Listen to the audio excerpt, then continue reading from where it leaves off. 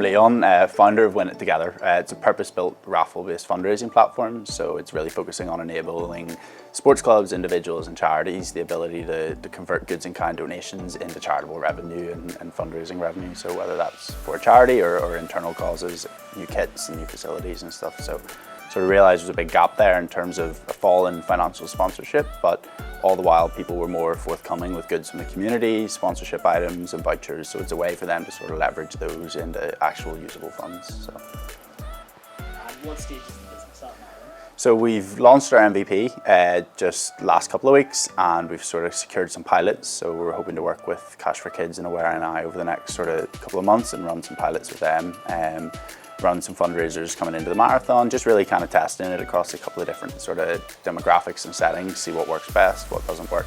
I think that's the main thing. You learn pretty quickly that something you think was going to work won't work. So sort of at that stage of sort of finding out what's going to work, what's not going to work, and what way I want to shape the business. So I suppose I can't really put it down to one point or person or what it was. I've just been like that since a kid. Like I've always been a kind of problem thinker and solver, in the sense that like if something's frustrating me or it's consuming my time, I'll try to find a smarter way to do it as opposed to like sitting and arduously doing something.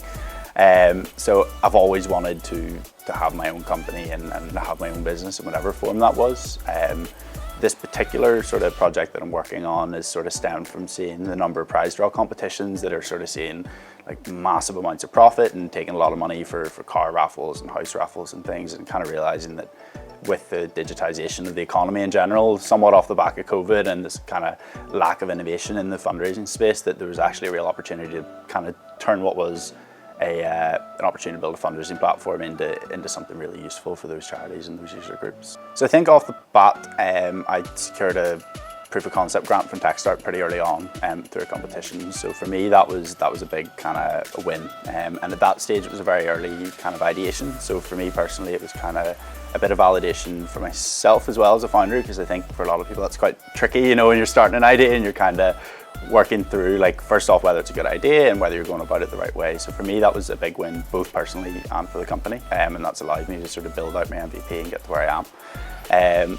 But I'd say, like, personal wins, having these sort of preliminary agreements with Aware NI is a pretty big deal. The charities are pretty prudent and they take a lot of time to get comfortable with new technology. There's been, you know, countless weeks of back and forth with them to get things over the line. So that for me is a big point, you know, that this is something that they're interested in using and would be useful for them. So, that's the sort of, probably my couple of big wins thus far. So I think with a lot of these things, I'm sort of going to slowly work that out as I go through it. I think building a tool that's really useful for a lot of charities and a lot of sports clubs, whether or not that evolves into me building a big business that does that independently, or whether I build a tool that maybe gets sold on to another fundraising organisation, I really don't know, really that early on. But I think that's what's kind of so exciting about it, is that I can sort of just take what is my idea, my concept, and sort of put it in front of as many people as possible and see what's going to be the best fit for it. So yeah, no, it was brilliant. We spent a few days up in Boston and then a couple of days down in New York, and I thought both were kind of slightly different experiences. First off, Boston's a slightly nicer pace of life. New York's a bit frantic, but at least Boston, academic-wise, and seeing the way that they sort of back founders and researchers and formulate companies was brilliant. We spent a wee bit of time up and around Harvard and in that sort of triangle of universities that's so well renowned for innovation. And then the pace of life in New York, and I think just generally the attitude that people have both towards themselves and towards business. We're very humble and quite modest here, whereas over in the States they're a bit more brash and kind of like, this is what I do and I'm very good at it and I'm going to win at what I'm doing, which I think we as a group all took away from that as something we could be a wee bit better at in moderation. I would say definitely in moderation. So I think resilience is the first thing. Because people will tell you what you're doing won't work, and sometimes you probably do need to listen to them, but other times you need to just truck on. And sometimes when everyone tells you something's a great idea, it might not actually be the best of ideas. You know, it's almost when you get challenged on something or someone asks you difficult questions that you start to actually shape what will be an idea that's also resilient. You know, your business isn't just going to be plain sailing. And I think just intrinsic motivation as well. Like I don't think you're going to get very far being motivated like solely by money or solely by success and things like that. Like I think that maybe hopefully will come after, you know, but you have to have that drive to want to build something and want to stick with something all the way through from the start. It's a very odd bit of advice, but someone told me to not take advice from everybody. And it actually was an interesting bit of advice, because a lot of people will try to tell you what they think you should do, but that's not what you need to do necessarily, and it would probably be completely different if they were in their shoes and they were going to have to deal with the consequences. There's a really good saying that I have completely forgotten, but it kind of goes along the lines of like, don't listen to somebody who's not going to live with the responsibility of what they're suggesting. So as brilliant as it is that everyone's willing to offer advice and support, like, I think as a founder, just make sure that you're, you know, not writing off people, but that you're taking everything with a pinch of salt and considering it relevant to what you're wanting to do and what you're doing. It's a very tricky one. For me, it's just the freedom and the ability to do what I want. And I mean that in the sense of, you know, with my own business and any business I've had over the years, you know, the flexibility that I don't really have to answer to anybody to some degree, which is a great thing and a bad thing. You know, ultimately when it doesn't work out, it's on your head, and it comes back to that sort of intrinsic motivation of, you know, you need to be able to drive it yourself because you're not really accountable to anybody other than yourself. And it's brilliant in terms of having that flexibility, but there is the downside of it of, you know, a lot of my friends don't get that, like, once it hit 5 o'clock, like, that isn't really the end of the day. I'm sure you've had the same issue with various things, you know, like, it's just a kind of 24-hour thing, and if you get a bit of free time, that's brilliant. It's nice you can shape free time, but similarly, it kind of can be tricky sometimes, so. Yeah, I think considering the options in terms of going down south was really interesting. At least what I'm working on at the minute, I kind of learned that there were going to be some regulatory issues there surrounding fundraisers and raffles and things that would make it quite tricky. But I think moving forward, and I think the whole idea of the program was that it wasn't just, you know, what you're working on at the minute, but more so just your knowledge, you know, down the line, and understanding that those markets are actually within touch and quite easy to access.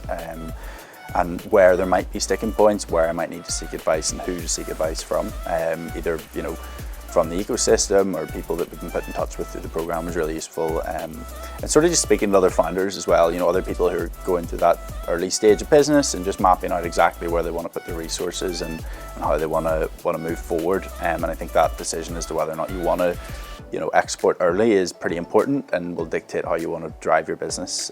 So like I said, for me at the minute, Dublin's a bit of and down south's a bit of a tricky approach just with the regulatory issues, but certainly equipped with knowledge sort of moving forward, just sort of whether it's this business or another business to sort of drive it down there as well. My USP, I suppose to put it quite simply, it's novel in what it does, and it capitalizes on a gap. There's currently no purpose-built raffle-based fundraising platform there, you know, something that's plug and play and easy for organizations to jump onto and start building their fundraiser and run a raffle online.